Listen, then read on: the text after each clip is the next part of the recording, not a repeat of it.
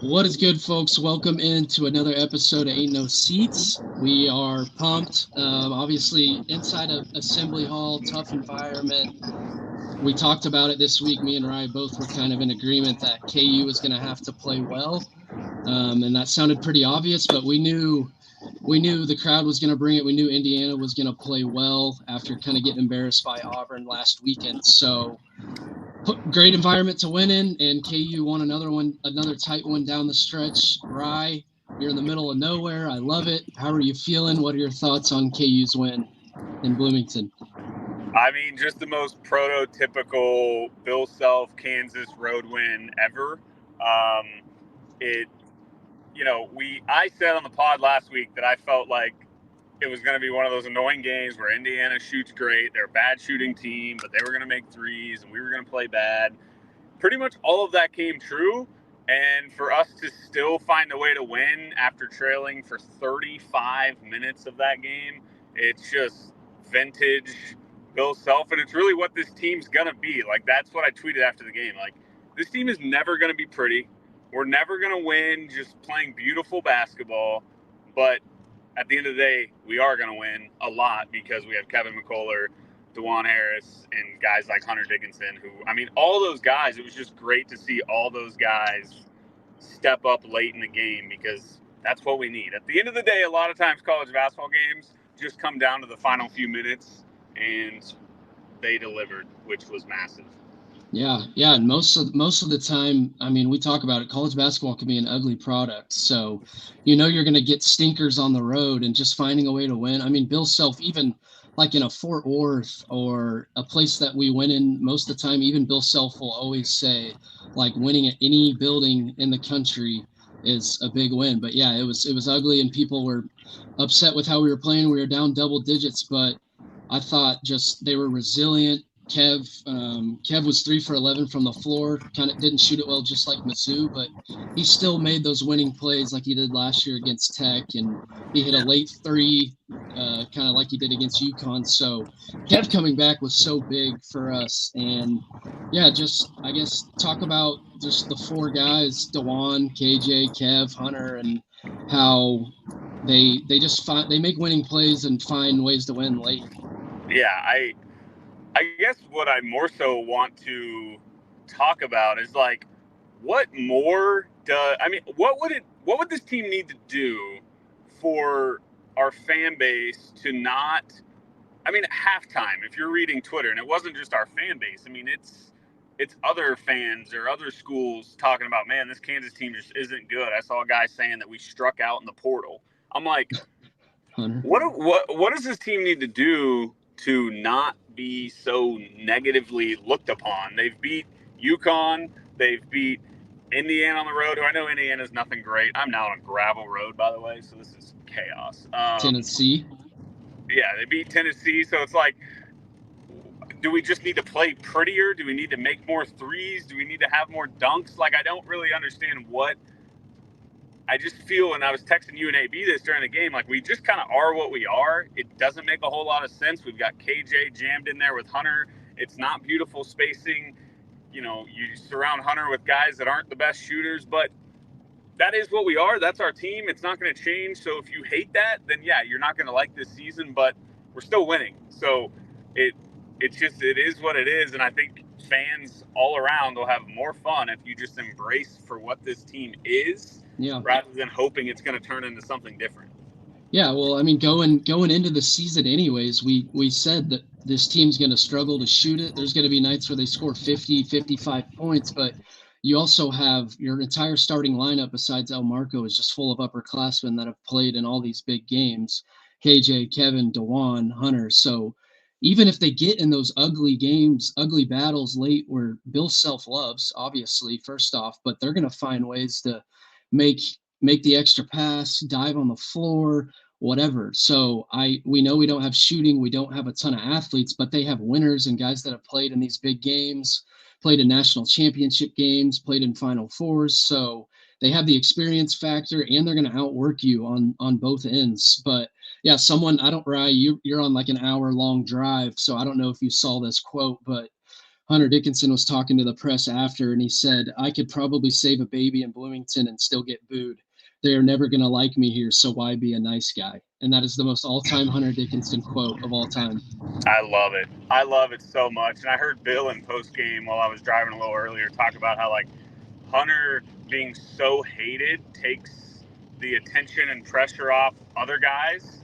And it's so big to have a guy that embraces it, because you see a lot of college kids that like they get hate and they pretend to embrace it, but then you see those moments where they melt down or they can't keep their composure, or they choke under pressure. And like he truly just plays like it doesn't bother him at all. And that's huge for, I mean, to play at a school like Kansas and get that type of hate, you have to embrace it or you're going to be miserable. So, yeah, that's an all-time quote. I love that. I don't really understand, again, maybe there's history between him and Indiana. It really does blow my mind how much the Big Ten schools hate that guy. But yeah, it is what it is. He's really good. I know it was like Maryland and Kentucky and KU, but if he would have transferred to a Big 12 school and we had to play him twice a year, maybe 3 times, I would hate him so much. But yeah, I wanted Kyle Coffey in the chat said El Marco and Jamari second half big plays. There was a lot of big plays, a lot of key plays. Dajuan made some big shots that we'll talk about in a second, but I truly don't think there was a bigger play in that game than Jamari's 3. He hit one wide open in the corner. KU was down 8, struggling to score, period. Couldn't hit a jump shot. And Jamari, no hesitation, nothing at all, catches the ball in rhythm, shoots a 3, gets it to a 5-point game. And I truly think that was the biggest play of the game for KU. That game could have maybe got to double digits, but I think that really helped KU eventually win this game. Rye is literally driving to BFE right now. I have no idea where he is, but he kind of warned me that his service was going to be bad. I don't know if he's in here or not. Speak up if you can, or if you hear me, but if you guys have any questions or anything about the game, let me know. I think Rye's still alive. There's Rye. Hey, buddy. Yikes. This is crazy. I cannot believe I must have clicked the wrong my map. I'm in the middle of absolutely nowhere. This is crazy. Podcasting and trying to find a house in BFE. Dedication. Yeah. I don't, you can, if the service is bad, you can get off, but I was just talking about Jamari's 3 in the corner where we're down 8, and he's a true freshman that we didn't even think was going to play a ton this year. He just steps into a jumper and nails it in a tough environment, gets the lead down to 5. I was saying if they get the rebound, they might go up double digits, but yeah, Jamari, I think that was one of the biggest plays of the game. There's always that 3 in the second half of a KU road comeback where when it goes in, it kind of feels like it just loosens the team up. And that felt like that 3. Like we were inching away, but we weren't really, I don't know, we were just kind of grinding to get our points at that point. And to see that just, run some good offense, see the guy knock down an open 3, because we missed a lot of open shots. That was huge. And yeah, I'll probably hop off after this, but at what point do we just go in on Jamari over Timberlake? I think we're now almost in January. I just think developing Jamari at this point is going to seem like it makes more sense, but who knows? Maybe Nick Timberlake. Probably too early to give up on a guy, but that's kind of where I'm at. Jamari McDowell seems to always just show up and play when he needs to, and so I'm definitely trending towards wanting to see more of him. Yeah, Jamari, he's absolutely a spark off the bench. He comes in, plays hard, gets on the glass, doesn't really make mistakes, doesn't turn it over. He'll shoot you see some freshmen come in at Kansas and they're terrified to take a bad shot. Jamari will step into a 3, shoot it. But yeah, right now, I don't really think there's anything that Nick Timberlake does better than Jamari. I know Nick has shot it well at Towson and he's got great percentages throughout his college career, but Jamari is shooting it just as well, if not better. He's obviously defending better. He plays harder. So yeah, I don't think that's a bad point at all. I think Furphy's kind of the same way with Jamari, where both those guys just come in and play hard. Feel free to get off, but I'm definitely going to talk about Dajuan. Jack Tinberg just said in the chat, KU's 27-1 when Juan has 10 plus points. I was trying to find that stat during the game, but my sports reference wasn't working. So I'm going to trust Jack. I'm sure that sounds about right. Turn on our guy Adam Sullivan's stat tweets. He tweeted 26-1 throughout the game, and then Dajuan hit 10 points. So yeah, okay, so go ahead. It's an absurd stat, and it's like, what more? And I know CB said this last week on the show, but like, what more does Dajuan need to see to make him be like, yeah, I've got to show more. I've just got to. And I know we don't want him to force it, but it's crazy. It is truly a crazy stat, and I hope we see more performances like this out of him throughout this year, because if we do, we are going to be really hard to beat. And yeah, with that, I'm hopping off. Sorry for the mess, but yeah, rock chalk. We'll see ya. And I just go ahead, but I wanted to talk about Dajuan more. Our fans have been a little tough on him, obviously. I know some of our fans love him, but I just don't know what more you really could ask from him. I mean, he's going to defend as well as anyone in the country. I know he's thrown a lot of tough, tight passes through tight windows lately, but he still gets everyone involved. He dictates the pace. You heard Christian Brown talk about that last week, and I think that's something that people kind of sleep on, where Juan dictates the pace of the game. But even like the UNC game, the national title game, Bill Self looked at Juan in the locker room after and was like, you changed that game. Like, you turned that game around. So a national title, he's guarding RJ Davis, Caleb Love. Caleb Love was like 4 for 67 in that game. And Juan was he had those guys in hell. So Juan was great today. We kind of get on him for not shooting, but there's also a lot of games this year that we've played in where Juan's kind of going into it looking to get guys involved, where KU's supposed to blow teams out. The game that we really needed him in was the Kentucky game, and he hit a bunch of threes late. You guys saw it, career high. So 2 of the bigger games, or at least 2 of the tougher games for us this year with Kentucky and Indiana, he stepped up big time. And today he hit 2 wide open threes. And I don't know if you guys agree. I feel like you guys should, but when Juan is wide open and he has a set jumper, he knocks them down. So Juan, we all know he can shoot it, and he needs to shoot it more. We obviously know how good of a point guard he truly is, but he kind of took that game over from a scoring standpoint. He had 2 floaters. He bullied. He was backing down a point guard, made a tough runner in the lane. So Juan is just great in all assets. Obviously, he guards, he passes, but he can score. And last year, I'm looking at the game logs last night, and he was great in Big 12 play. If you go look, he scored in double digits most of the time. So when he makes a post on Instagram where he says, I'll shoot it when I need to, I truly believe that. And I think Big 12 play, you'll see an even better point guard. Yeah, Derek just said it, best point guard in the country. I don't know who you take over him, because he impacts the game so many ways that people just don't notice. Like, guard multiple positions, dictates the pace, gets guys wide open looks. Like Christian said last week, he makes pros. He made it easier on him. He made it easier on Oach. He made it easier on J. Will. Now he's making it easier on Kev. So love Dajuan, and he made some big time shots today. I thought the layup he made against that point guard where he backed him down, I've never seen Dajuan do anything like that. So I think he's expanding his game a little. Kind of interested in what the chat would say about El Marco. He looks just more comfortable to me. He's handling the pressure a lot better. He's penetrating. He's blown by his defender a lot better. He's making smarter decisions, better passes. He almost gave me a heart attack today late in the game when he almost fouled a guy under the basket like 90 feet away when we're up 2. But I definitely want to hear how KU fans feel about El Marco right now. I know he's not scoring it a ton, but I think by Big 12 play, or the middle of Big 12 play, you'll see a really comfortable guard. And they truly love him. A lot of us KU fans and our podcast have talked about just having that 5th guy step up. Obviously, you have the 4 starters, JJ, Dajuan, Kevin, Hunter. You need that 5th guy. And I think El Marco, they obviously trust him because he's in those games late. UConn, Mizzou today. So, yeah, he's fast and he's getting downhill. So I think El Marco will be great.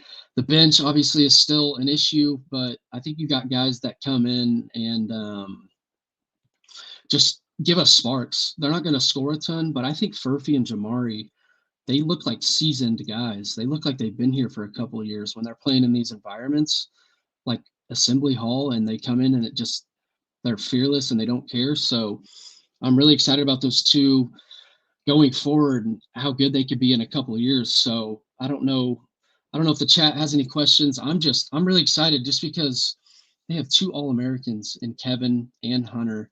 And then you have an elite point guard. All of us will say he's the best point guard in the country. I know he's not the best scorer, but from a facilitating standpoint, Jesus, I feel like Zion trying to pronounce words. But from a facilitating standpoint, he's as good as it gets.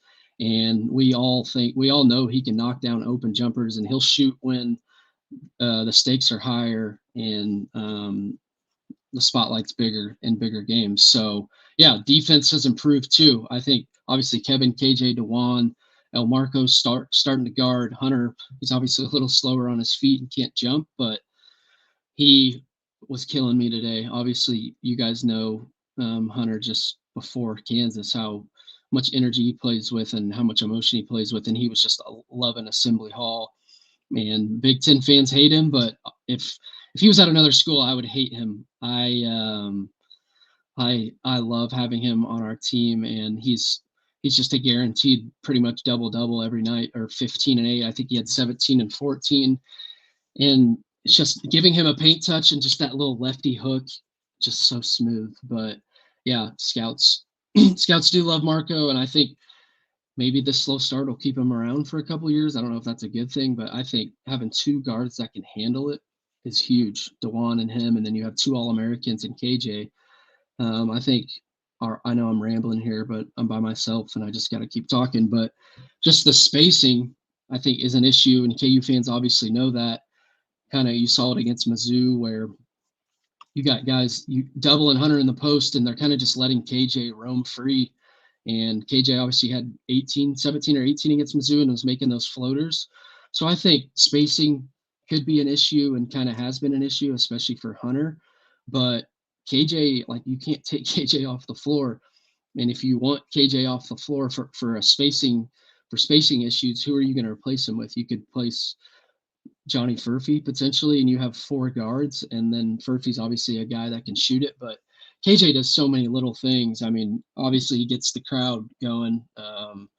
Energy standpoint, he plays so hard. He can guard any position. Like, that's a guy you need on the floor, and that's a guy that's not going to leave the floor because Bill. So I've seen a lot of spacing tweets today. I just don't know how you take KJ off the floor, and I don't know who you replace him with, unless you want to replace Marco, or I don't know, but I like having two ball handlers, and I don't think anyone on the bench is ready to play 30-ish minutes. So I don't know how you guys feel from a spacing standpoint, but I'm just pumped they went into an environment. It's their first true road game of the season, and it's one of the best environments in the country. You've heard that for a long time, Assembly Hall. I always remember the Kentucky game, the year they beat us in the title game, where they went to Assembly Hall and Watford hit the game winner. So I've always wondered what it was like to watch KU play in Assembly Hall, just because it's a building people compare to Allen, even though we know what building's the loudest. Cameron Indoor is not close either, but it was so cool just seeing that building because it's so historic.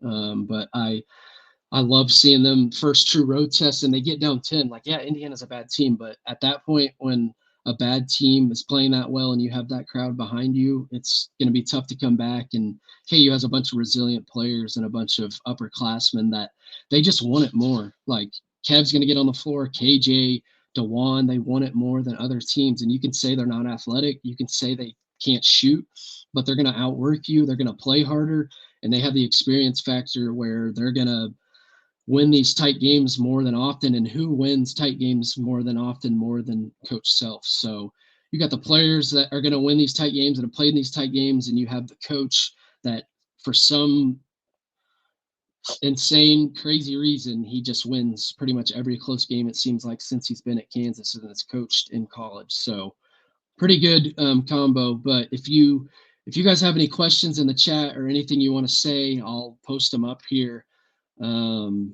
or I'll answer any questions you guys have about maybe KU going forward. I know it's kind of going to be a weird schedule going forward. We don't play a ton. I think we have like a week off and then another week off and then Big 12 play. I'm not exactly sure what the schedule is. If you guys know, put it in the chat. But Big 12 plays coming up soon, and they have a crazy stretch.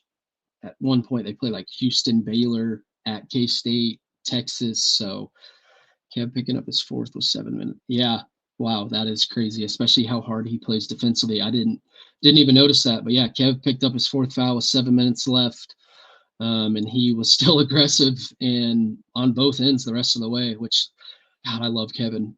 Mackenzie Mbako, obviously, that's a guy KU fans wanted. Bill and the staff obviously wanted, but it's no knock on him, but we obviously did so much better just because the experience factor. Like Kevin McCullough, he's going to be NBA player. He's played in college for 4 or 5 years. He was at Tech when they played in the title game. So getting Kevin back was, I mean, Greg Gurley said it last week. Hunter obviously was one of the biggest additions ever, like in the transfer portal, but getting Kevin McCullough, he said, was the biggest thing that happened this offseason. I mean, a guy that is going to work his ass off on both ends, and he's going to do whatever it takes to win. And Baco, obviously a good, talented player, but doesn't have the experience. It takes freshmen a little bit to buy into Bill's system. So there's a couple games we would have lost to UConn, I think, without Kev. You guys can correct me if I'm wrong, but we would have lost to UConn. We would have lost today. Dajuan and Hunter were really good against Kentucky, but Kevin had a triple-double. So there's 2 or 3 games that we probably would have lost if we would have got a freshman, or if we don't even get a freshman and Kev just doesn't come back. Like Kev was all but gone. I remember Bill at his senior night saying that Kev, like, we hope he's back, but don't get your hopes up. So yeah, getting him back was huge. I'm excited. Big 12 plays coming up. There's like, I haven't looked, but there's 6 teams in the top 19 in KenPom, so it's going to be competitive. And they played a crazy non-con schedule. They played UConn, Marquette, Tennessee, Kentucky, and then they'll obviously have teams like BYU twice, Baylor, Houston, Texas. I'm forgetting some, but they're going to be battle tested. Yeah, Kev was the only guy against Marquette that really seemed like he was in it and played hard till the end. I know that was a tough matchup for us, but Kev's just going to give. You know what you're getting every night. It's kind of what I've said about all 4 of the starters I've talked about. You know what you're getting: KJ, Dajuan, Hunter, Kev. So you got 4 consistent guys. Not saying they're going to score it super well, but they're gonna play hard and they're going to keep you in games. They're not going to get blown out much. And then if you're in a tight game with 5 minutes left, you have the best coach in the country, X's and O's wise, and then you have those guys that have been playing in these games. So super pumped. The non-con schedule is crazy. Only lost 1 game. The Big 12 is going to have them ready for the tournament. I'm excited to see what the Big 12 looks like. It looks pretty stacked right now on paper. So probably going to get off here unless you guys have any questions or you want to drop any comments. I just wanted to get on here and talk about winning at Assembly Hall. But if you guys have anything, let me know. I really appreciate you guys coming in here. If you guys could subscribe, I think we're already at 450 subscribers, which is crazy. Like, KU fans are incredible. We just started this last week. So anyone watching this after the live, if you guys could subscribe and get the alerts, that'd be great. We're also on like news streaming on Spotify and Apple. So if you can't find our streaming, DM one of us on Twitter or tweet at me, bturner23, because I really would love if you guys were tapping in. We want to start doing some fun things, and that way you guys get the alerts right away. So yeah, Baylor, I'm not sure what the score is right now, but I saw the score at halftime and almost pooped my pants. So that is wild. I'm going to end this, but thank you guys so much for being in here, and subscribe and rock chalk, and we'll talk to you guys soon.